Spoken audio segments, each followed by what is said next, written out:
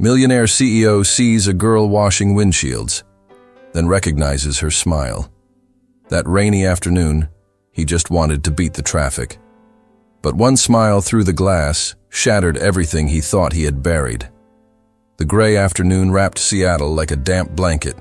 Quinn Adler, CEO of Biotech Solutions, tapped impatiently on the steering wheel of his black Mercedes. 47 years old, custom-tailored suit, and a fortune that couldn't buy the one thing he truly needed. Traffic had come to a complete standstill. "Sir, we could take an alternate route," suggested Eric, his driver, from the front seat. "No, we'll be late either way," Quinn replied curtly, checking his platinum watch. A light tap on the window interrupted his thoughts. A small girl, perhaps 9 years old, wearing worn-out clothes and a makeshift ponytail, was spraying dirty water onto his windshield with a crushed plastic bottle. "What the hell?" No, Quinn muttered, waving his hand brusquely. Irritation had become his only language for the past 3 years. The girl stepped back, startled. But then, something unexpected happened. She smiled. A wide smile, with a slightly crooked front tooth and dimples that marked her dirty cheeks. Time seemed to stop. Quinn felt like he had been punched in the gut. Those eyes, that smile, identical to Emily's, his daughter who had died 3 years ago. The same tilt of the head, the same light in the eyes. "Sir, are you okay?" Eric's voice sounded distant. The girl had already disappeared into the sea of vehicles by the time Quinn could utter, "Stop her! Find her!" But the light changed. Traffic moved forward, and the little girl vanished like an apparition. That night, in his empty, automated mansion, Quinn obsessively rewatched old home videos of Emily. He had avoided them for exactly 1,000 days. Now, he paused every frame where she smiled, comparing it to the fleeting image of the girl at the stoplight. "It's not possible," he murmured to himself, pouring another whiskey. "It's just a statistical coincidence. Facial patterns repeat." But his analytical mind couldn't explain why he felt that lump in his throat, why his hands trembled, why for the first time since the funeral, he allowed himself to touch the little beaded bracelet Emily had made in her final summer. That night, Quinn didn't sleep. He tossed and turned in his enormous bed, chasing ghosts and smiles. At dawn, he made a decision. He drove himself to the same intersection at the same time. He waited. 1 hour, 2. The girl didn't appear. "Get a grip, Quinn," he told himself, gripping the wheel. "You're losing your mind." But as he drove home, one thing became clear. He would find that girl. He had to see her again. Because for 1 second, when she smiled, Emily was alive again. And he desperately needed to believe that miracles still existed in the world. "Daddy, look what I made!" Emily's voice echoed in Quinn's memory as he stared out at the city from his 40th floor office. 7 years ago, Emily had been holding a drawing of the three of them, Sarah, Quinn, and herself, holding hands in front of what looked like a castle. "Not now, Emily. Daddy's working," he remembered saying without looking away from the screen. There was always one more contract, one more urgent merger, one more meeting that couldn't wait. The girl had lowered her gaze but then smiled as if nothing had happened. "It's okay. I'll leave it here for when you're done." He never finished. The drawing was forgotten, like so many other moments. Quinn ran a hand over his face. The memory hurt like a knife between the ribs. Sarah had tried to warn him. "You're missing her childhood, Quinn. Work will always be there, she won't." But he didn't listen. He was building an empire. Couldn't she see that? A legacy for Emily. Something to leave her when he was gone. The cruel irony, Emily was the one who left first. The diagnosis came like lightning on a clear day. Leukemia, aggressive, terminal. "We can try experimental treatments," the oncologist had said, with that look Quinn now recognized as pity. Quinn did what he knew best. He worked. He immersed himself in research, contacted specialists, pulled strings. Meanwhile, Emily grew weaker in hospital rooms he visited between meetings. "I can't see her like that," he confessed to Sarah one night. so fragile. I'd rather remember her how she was before. Sarah had looked at him with a mix of pain and disbelief. She needs you now, not later. The Geneva conference was crucial. His company was about to announce a new treatment. Quinn promised to return in 3 days. The call came while he was at the podium. He didn't answer. 4 hours later, he checked his phone. 15 missed calls. When he landed in Seattle, Emily had already been cremated. Sarah left soon after, leaving him alone with ghosts and regret. Since then, Quinn had lived on autopilot. His house, a technological mausoleum, meticulously organized. Emily's room remained untouched, a forgotten sanctuary he didn't dare to enter. Friends tried to reach out. He shut them out. Therapists offered help. He dismissed them. The pain was his penance for not being there when she needed him. But that girl at the stoplight, that brief moment had cracked the wall he had so carefully built. Quinn checked the time. 3:45 p.m. The same intersection was waiting. This time, he wouldn't fail. "Mr. Adler, the board is on the line," his assistant announced from the door. Quinn grabbed his coat. "Tell them I'll call tomorrow. I have a personal matter to attend to." For the first time in 3 years, something mattered more than biotech solutions. Something mattered more than the empire. He had to find that girl, even if he didn't fully understand why. Maybe because when she smiled for 1 second, he felt alive again. 3 days in a row, same intersection, same time. Quinn felt like a hunter stalking an elusive prey, or worse, like a madman chasing ghosts. "This is ridiculous," he muttered to himself as the sun began to set. He was about to leave when he saw her. She wasn't washing windshields this time. She was sitting on the sidewalk corner, oblivious to the world, drawing with a piece of chalk on the pavement. Her dark brown hair fell over her focused face. She was humming a melody Quinn couldn't place. He parked discreetly and watched from a distance. The girl was drawing what looked like a house with many windows. Beside her sat a worn-out backpack patched up by hand. Taking a deep breath, Quinn approached. Each step felt like he was stepping into an alternate past, one where Emily was still alive. "Hi," he said, his voice softer than he intended.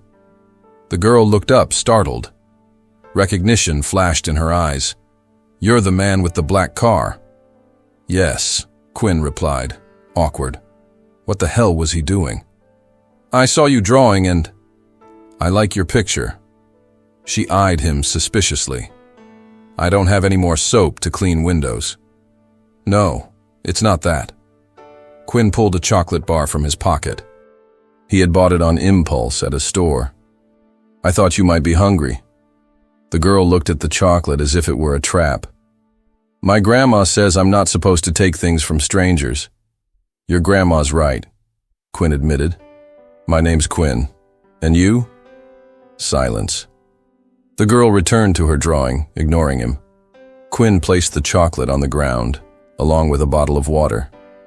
"I'll leave these here, in case you change your mind." He stepped back and waited. Slowly, like a cautious animal, the girl picked up the water. She inspected it before opening it and taking a small sip. "Leah," she finally said. "My name's Leah." Quinn felt a strange mix of triumph and fear. Leah. A simple, beautiful name. Nothing like Emily. And yet, that smile. "Do you live around here, Leah?" he asked, trying not to sound intrusive. The question was a mistake. Leah's face tensed. She quickly packed the chalk into her backpack, grabbed the chocolate, and before Quinn could react, she bolted. "Wait!" he called, but she had already turned the corner. Quinn followed at a safe distance. He didn't want to scare her more, but he couldn't let her go. After a few blocks, Leah entered a worn-down building with a sign that read, Esperanza Children's Shelter. He hesitated before approaching the door. What would he say? How would he explain his interest in a stranger's child without sounding like a predator? A middle-aged woman answered the door, hair pulled tightly into a severe bun, eyes that had seen far too much hardship. "Can I help you?" she asked with professional caution. My name is Quinn Adler. I met one of your girls, Leah. I wanted to make a donation." The woman scanned him from head to toe. "I'm June Ramirez, director of the shelter. We appreciate your interest, Mr. Adler, but we prefer to know our donors before accepting money, especially when they take a particular interest in one of our children." Quinn understood the implication. "It's not what you think," he said, but the words rang hollow, even to him. What was he really doing? "What I think," June said firmly, "is that you should leave. If you truly want to help, there are organizations that accept anonymous donations." The door shut, leaving Quinn with more questions than answers, and the certainty that Leah's face would haunt his dreams. "Mr. Adler, Dr. Friedman has been waiting for 20 minutes. His assistant's voice crackled tensely through the intercom. Quinn blinked, snapping back to the present. He had been staring out the office window, lost in the memory of Leah's smile. Or was it Emily's? He wasn't sure anymore. "Send him in," he replied mechanically. The following days passed in a haze.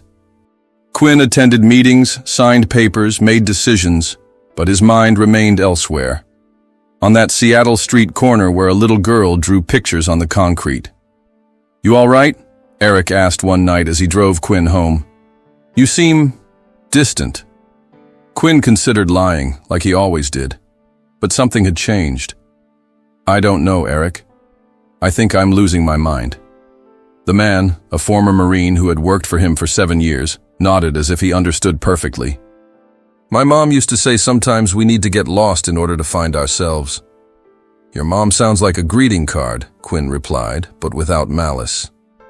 That night, he tried convincing himself it had all been a coincidence, that his guilt-ridden mind had projected Emily's image onto a random girl. He buried himself in the operations of his new startup, a cutting-edge line of bionic prosthetics set to revolutionize the market. He reviewed budgets, spoke to investors, kept busy. Until, during a presentation at the children's hospital his foundation sponsored, a girl in a wheelchair smiled. And there it was again. That ghost. Quinn excused himself abruptly and rushed to the restroom. He locked the door, collapsed to his knees on the pristine tile, and, for the first time in 3 years, sobbed uncontrollably. He cried harder than he had at the funeral. He cried for Emily, for the time he'd wasted, for the drawings he never looked at. Back home, he rummaged through the drawer where he kept Emily's things. He found a beaded bracelet she had made, small, colorful beads spelling out his name, misspelled, Dady. He clutched it to his chest and felt a physical pain, like something tearing inside him.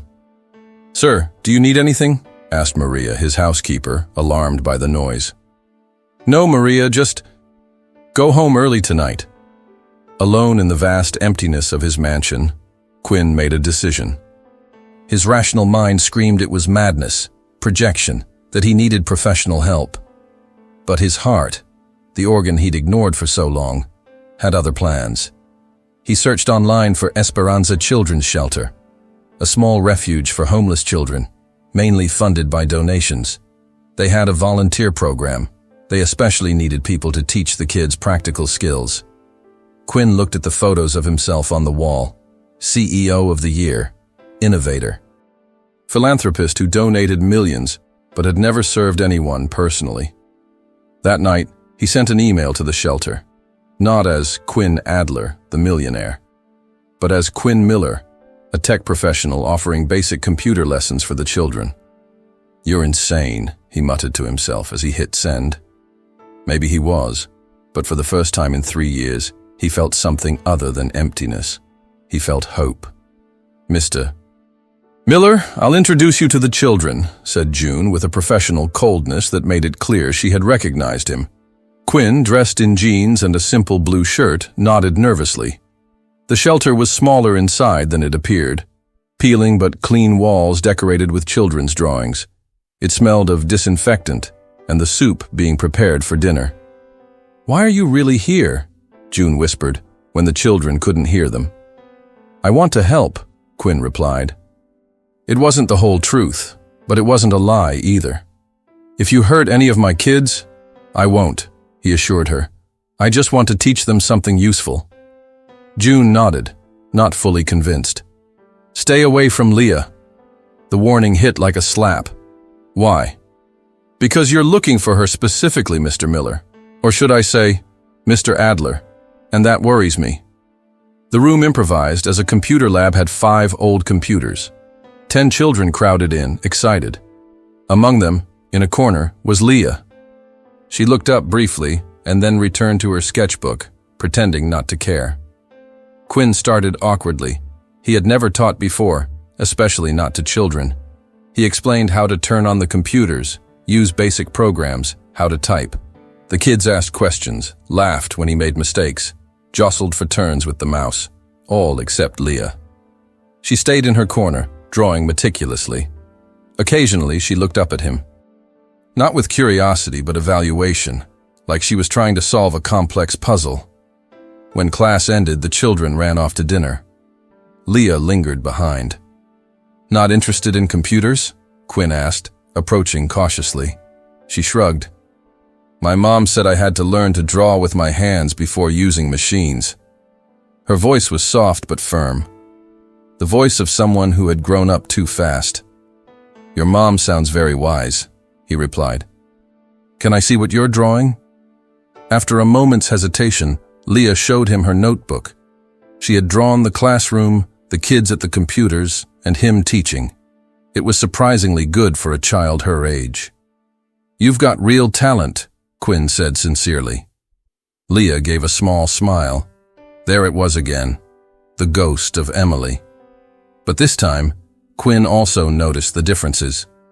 Emily's eyes had been lighter. Leah's smile was more reserved, as if she had learned to protect it. "I have to go eat now," Leah said, tucking her notebook away. In the weeks that followed, a routine formed. Quinn visited the shelter twice a week. He taught basic computer skills, but also listened to the children's stories. He surprised himself by remembering their names, asking about their interests, bringing little supplies they needed. One rainy day after class, Quinn noticed Leah didn't have an umbrella to walk back to the main building. "I can share mine," he offered, keeping a respectful distance. She looked at him with that silent evaluation, then nodded. They walked together in the rain without speaking. It wasn't awkward. It was peaceful. The next day, Quinn brought professional drawing supplies, pencils, charcoal, a thick paper sketchbook. "For you," he said simply, leaving the bag beside her. Leah said nothing, but that afternoon, using the new materials, she drew a portrait. It was Quinn, smiling. An expression he had forgotten he could make. He kept that drawing like a priceless treasure. At home, he placed it next to Emily's bracelet. He didn't know what the gesture meant or where this path would lead. He only knew that, for the first time in a long while, the emptiness in his chest felt a little less hollow. "My mom used to clean a clinic at night," Leah said suddenly, as they shared a sandwich in the shelter's small patio. It had been a month since Quinn began volunteering. Quinn's heart skipped a beat. It was the first time Leah had ever mentioned her mother voluntarily. "Yeah? What kind of clinic?" he asked gently, afraid to break the moment. "A nice one, with white walls and shiny floors." Leah nibbled at her sandwich. "One day she took me with her because the lady who watched me got sick. She let me sleep in the supply room, but a doctor found me." Her voice grew smaller. "They fired her for being inconvenient. That's what the man in the suit said." A chill ran down Quinn's spine. What happened after that? "Mom was really sad. She said she'd find another job." Leah looked away. 3 days later, she carried me to the doctor because I had a fever. It was raining. A car didn't see her when we crossed the street. The words hit Quinn like stones in the gut. "I'm so sorry, Leah." She shrugged with that heartbreaking strength of children who've lost too much. "It was 2 years ago. Now I have June and the other kids." That night, Quinn couldn't sleep. Leah's story haunted him. A clinic with white walls? A man in a suit? Biotech Solutions had several clinics in Seattle. The next morning, he arrived at his office early. I need to review personnel records from our clinics over the past 3 years, he told the head of human resources. Specifically, any janitorial staff who were terminated. Mr. Adler, that's thousands of records, she replied, surprised. Then start now, Quinn ordered, with a force he hadn't used in years. After hours of digging through files, he found it. Magdalena Torres, 32 years old, night janitor at Roosevelt Clinic, fired for policy violation, bringing a minor to the workplace. Date, March 17th, 2 years ago. The signature on the termination document was his. Quinn Adler had signed it without reading the details. Is there any more information about her? He asked, voice trembling. It only says she passed away shortly after. The company sent flowers to the funeral as a courtesy, the woman answered, confused by his sudden interest. Quinn rushed to the bathroom and vomited. The connection was clear now. Leah was an orphan because of him, because of his negligence, because of his automated signature on papers that affected real lives. When he returned to his office, he made a call. I need to talk to you, he told June. It's about Leah and her mother.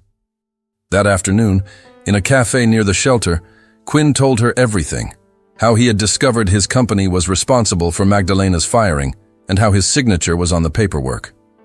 And what do you expect me to do with this information? June asked, furious but composed. Offer you absolution? Tell you it wasn't your fault? No, Quinn replied. I want to make it right. Now. It's too late for Magdalena, don't you think? June stood up. And if you think you can buy your way out of guilt with donations, you're wrong. When they returned to the shelter, Leah was standing in the hallway. She saw their expressions and sensed something was wrong. What's going on? She asked, with a maturity far beyond her 9 years. June looked at Quinn with disdain. Mr. Miller is leaving, and he won't be coming back. Why? Leah looked genuinely confused.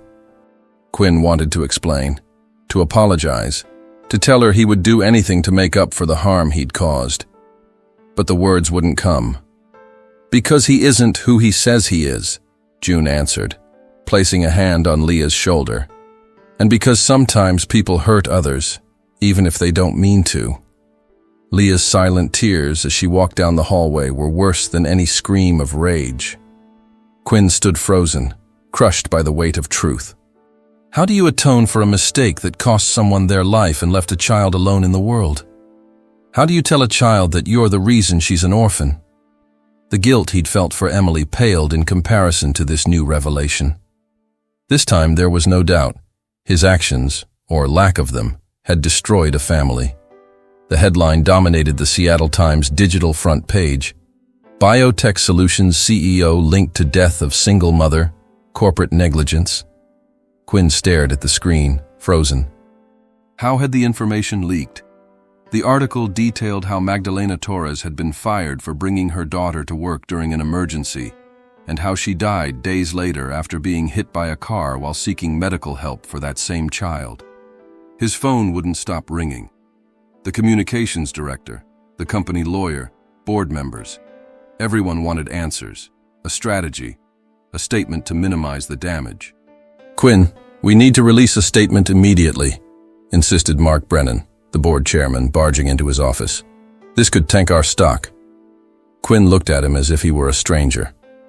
That's what you're worried about? The stock? Of course. We've spent years building this company's reputation. We can't let an isolated incident from 2 years ago ruin us. An isolated incident? Quinn repeated, feeling anger swell.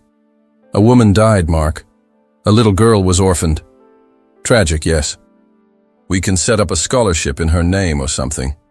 But first, we need you to deny any direct involvement. Quinn stood up slowly.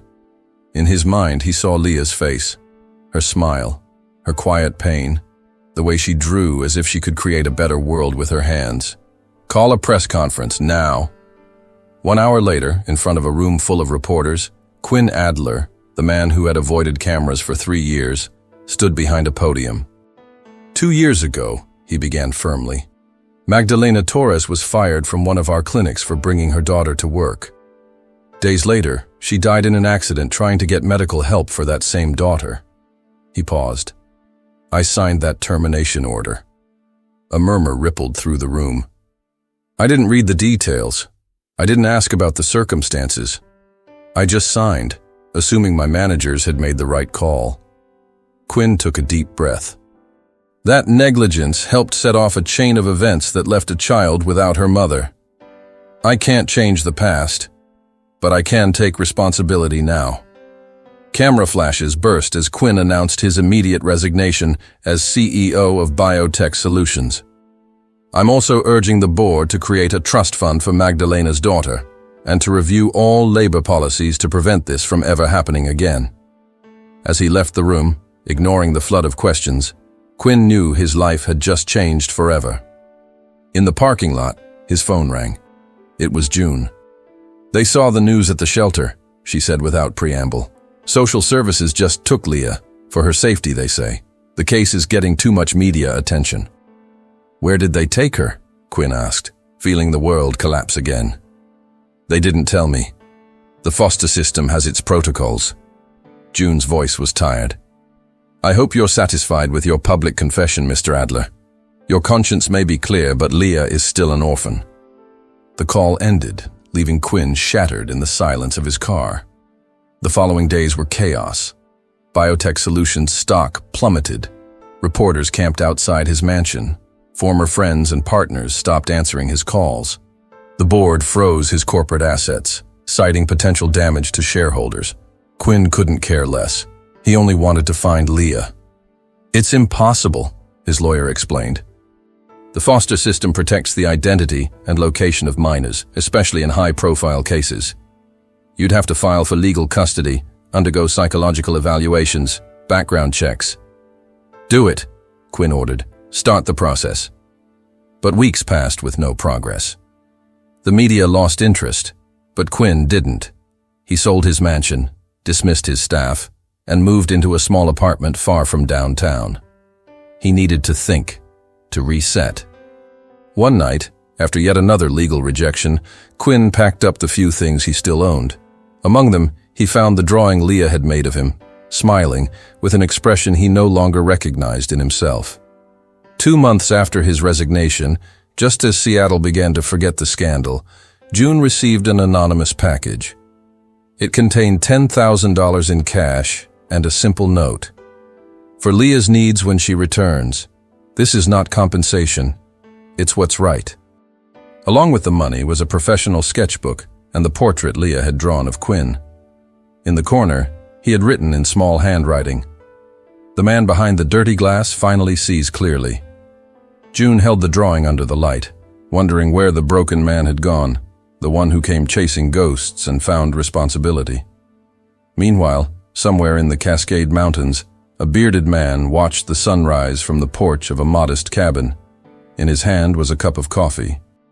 In his eyes, the weight of 2 lives he couldn't save. Quinn Adler had disappeared. In his place remained only a man searching for redemption, even if he didn't yet know how to find it. The snow melted, flowers bloomed, the summer sun bathed the forest, and then the leaves turned yellow. 6 months had passed since Quinn Adler vanished from the public eye. In a small town by Lake Chelan, Mr. Miller, Quinn, swept the floor of a classroom in the local elementary school. The walls were covered with children's drawings, simple equations, and a faded map of the United States. "Mr. Miller, could you help with the computers?" the principal asked from the doorway. "The 4th graders have a presentation tomorrow." "Of course," Quinn replied, setting the broom aside. His voice was softer now, less commanding. His clothes, worn jeans, and a flannel shirt. Nothing remained of the pristine executive. He worked as an assistant at the rural school, helping with maintenance, fixing equipment, occasionally substituting for absent teachers. No one knew his past, and no one seemed to care. He was simply the quiet man, always ready to help. In his small lakeside cabin, Quinn had built a mural from drawings the children had given him. But at the center of the mural, there was a blank space, reserved for a picture he might never see again. That afternoon, while adjusting the classroom projector, he heard excited voices in the hallway. A group of children from another district had arrived for an inter-school art event. "Let's go, don't wander off," said a familiar female voice. Quinn froze. June Ramirez walked into the room, leading 10 children of various ages. Among them, taller and with longer hair, was Leah. Their eyes met across the classroom. Neither spoke. Quinn looked down first, feeling a contradictory mix of joy and shame. "Mr. Miller, could you help us set up the equipment for the presentations?" the principal asked, unaware of the tension. For the rest of the afternoon, Quinn worked silently, installing cables, checking projectors, ensuring everything worked. All the while he felt Leah's gaze following him. The children presented their artwork. When it was Leah's turn, she showed a series of drawings titled, "People We See and Don't See." Portraits of invisible workers, a street sweeper, a cashier, a windshield washer. The last drawing showed a man looking through a foggy window, his face marked by painful recognition. "Why did you choose this theme?" a teacher asked. "Because sometimes," Leah answered, with a voice more mature than Quinn remembered, "people only see us when they see themselves reflected in us." After the event, the children prepared to return to Seattle. Quinn knew he should let her go again. It was the right thing. He didn't deserve forgiveness. That night, back in his cabin, Quinn felt the old weight return to his chest. When he turned on the light, he noticed something different on his mural. A folded paper, carefully placed in the empty spot. With trembling hands, he unfolded it. A note written in childlike but steady handwriting. "You're still drawn in me." Quinn collapsed before the mural, tears flowing freely. He didn't hear the door open or the soft footsteps approaching. "June said I could talk to you," Leah said from the threshold. "If I wanted to." Quinn turned around, unable to speak. Leah had grown. Her face showed premature maturity, but her eyes held a spark he recognized. "They told me what happened to my mom," she continued, "that your company fired her." "I signed those papers," Quinn admitted, voice breaking. "I didn't read them, but I signed them. I'm so sorry, Leah." She nodded, absorbing the truth. "My mom used to say everyone makes mistakes. What matters is what we do after." She stepped closer and, in a gesture Quinn didn't expect, took his hand. She smiled. It wasn't Emily's smile. It was Leah's, shaped by her own story, her own pain, her own capacity for forgiveness. June watched from the doorway. "She chose you too," she said simply. "Don't ask why. Even I don't understand it." That night, while Leah slept in the guest room, Quinn and June talked until dawn. About second chances, about redemption, about how to rebuild something good from past tragedies. Neither had all the answers, but both knew something extraordinary and terrifying was beginning. Family case number 47892. Petition for legal custody. Judge Reynolds' voice echoed through the austere courtroom in King County. "Mr. Quinn Adler is requesting legal custody of the minor Leah Torres. Are all parties present?" Quinn stood beside his attorney. He wore a modest suit, not the expensive Italian designs from his previous life. He had recovered part of his name, but not his former identity. "Your Honor," began the state attorney, "Mr. Adler has no biological relation to the child. Furthermore, his recent history shows emotional and professional instability. He resigned from his position, hastily sold off properties, and disappeared from public life. We do not believe he can offer a stable environment." The judge nodded, contemplative. "Mr. Adler, why are you requesting custody of this particular child?" Quinn took a deep breath. "Because I owe her more than money. Because I need to show her that mistakes can be repaired, even if they're never forgotten." "Isn't this just a way to ease your conscience?" the judge pressed. "Your Honor, please," came a small but firm voice from the back of the courtroom. Leah had stood up. "May I speak?" The judge looked surprised, but nodded. "Go ahead, young lady." Leah walked toward the stand. At 10 years old, she showed a composure many adults would envy. "I've lived in 3 different foster homes since I left the shelter," she explained. "They were good people. But with Mr. Adler, I feel safe. He doesn't pretend everything is okay.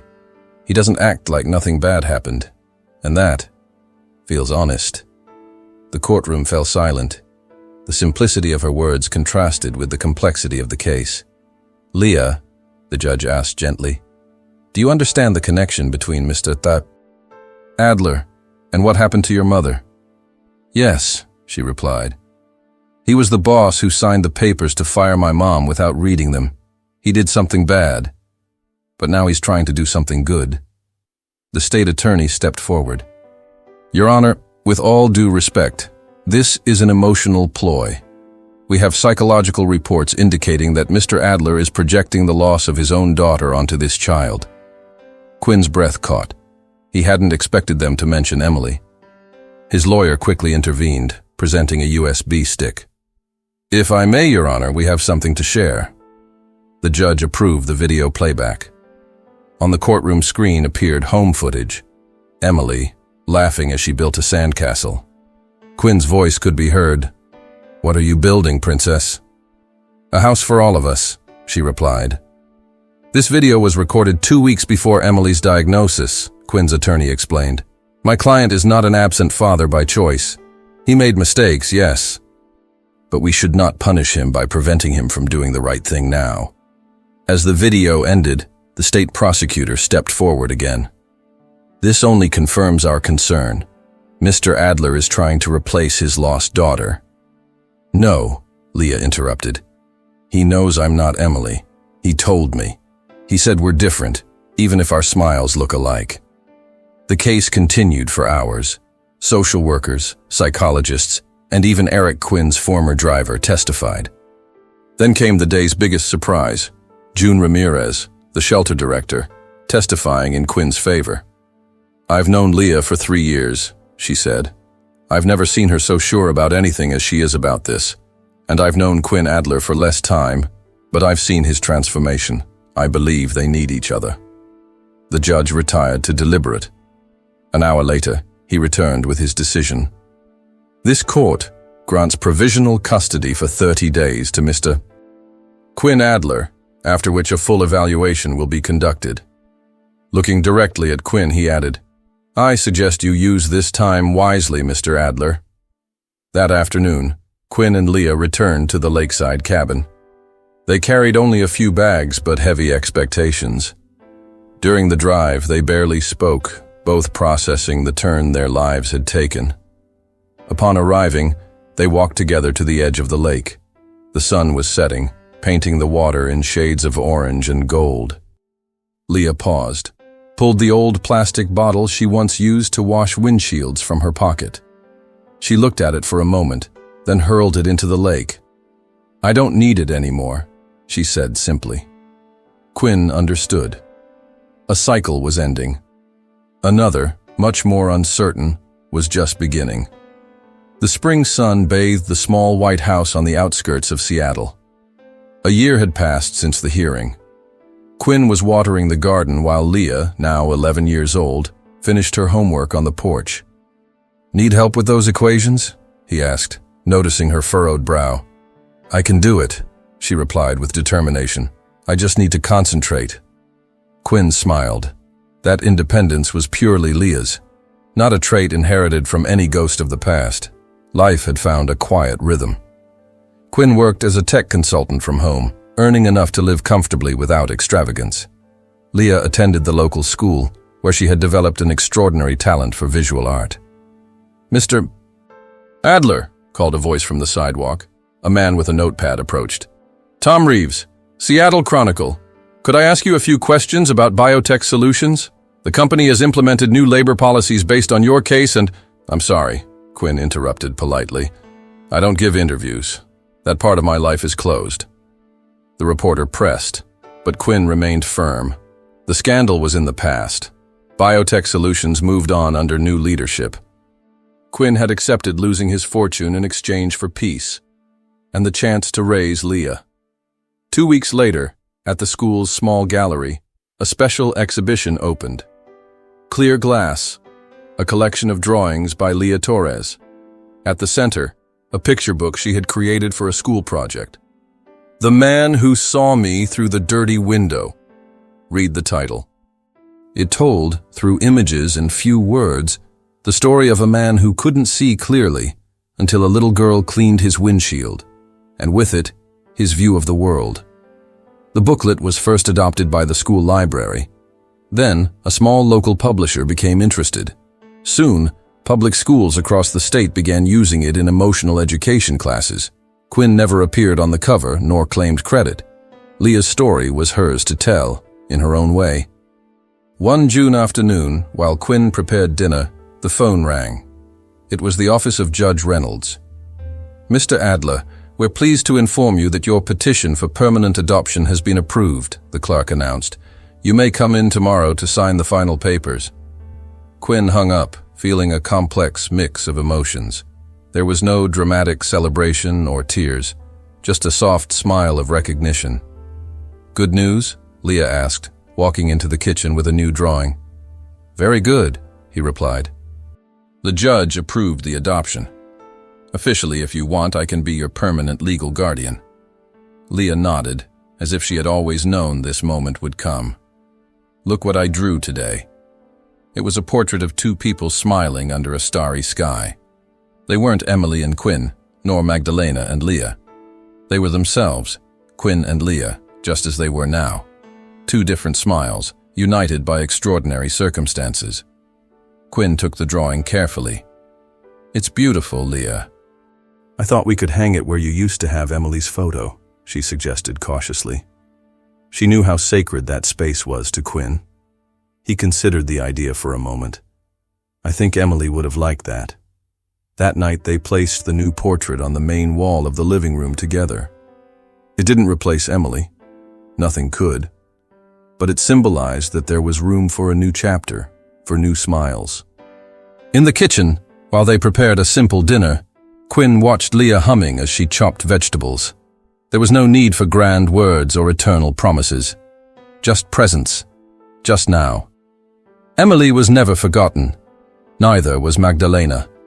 They lived in memory, in small gestures, in gratitude for the present. The smile had returned to Quinn's life. It wasn't the same. It was different, wiser, more aware of its fragility. But it was real. And this time, it was here to stay. As they ate, Quinn recalled Leah's final words in court a year earlier. "He knows I'm not Emily. He told me. He said we're different, even if our smiles look alike." In that simple truth, he had found peace. He wasn't trying to replace what he had lost, but to honor it by building something new. He wasn't pretending to erase his mistakes, but to learn from them. Sometimes, the dirtiest glass is the one that separates us from ourselves. And sometimes, we need someone unexpected to clean it, so we can finally see clearly. In the end, what began with a simple smile turned into a second chance. For both of them. Quinn learned that healing doesn't come from erasing the past, but from honoring it by choosing to love again. Leah found not just safety, but someone who truly saw her. Sometimes the smallest encounters change everything. What if the redemption you're avoiding is hidden behind the face of a stranger? And tell us, what did you think of this story? If this story moved you, don't forget to subscribe to the channel and turn on the notification bell so you never miss an emotional journey like this one. Leave a like and comment below with your country or city. We love knowing where you're watching from so we can create stories that connect even more deeply. And don't go just yet. Click on the next recommended video on screen. Thank you so much for watching.